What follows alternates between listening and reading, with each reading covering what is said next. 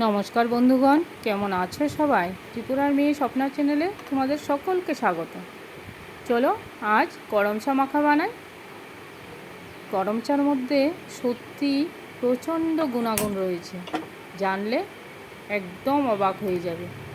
আমরা তো এই ফলটাকে সত্যি একদম কেয়ারই করি না, কারণ এই ফলটার মধ্যে এত গুণাগুণ রয়েছে।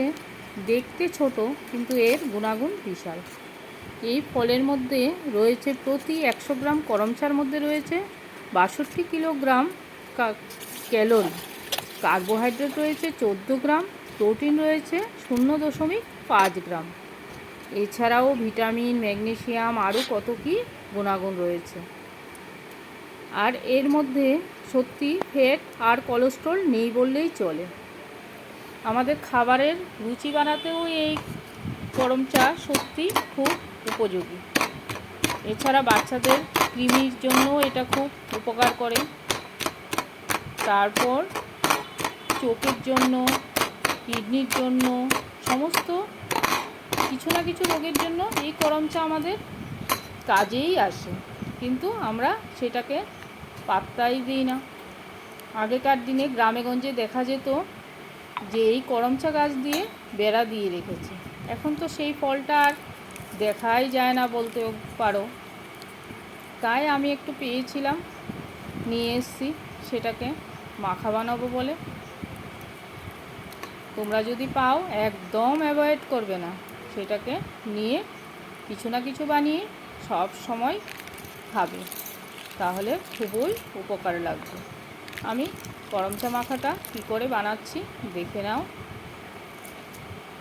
এছাড়াও আমি এর আগে চাটনি বানিয়েছিলাম। তারপর নেক্সট দেখি কি বানিয়ে খাওয়া যায়। সত্যি আমাদের করম চাটা খেতেই হবে।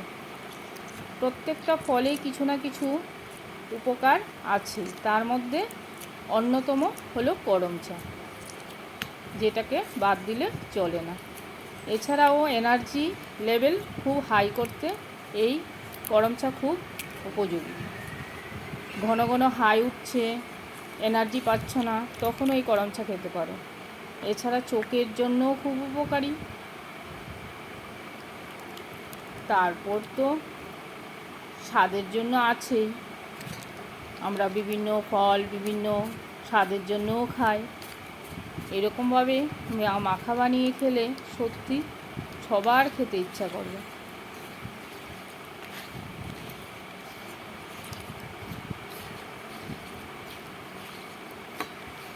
তোমাদের কাদের কাদের বাড়িতে করম চা গাছ আছে একটু কমেন্ট বক্সে এসে বলবে প্লিজ।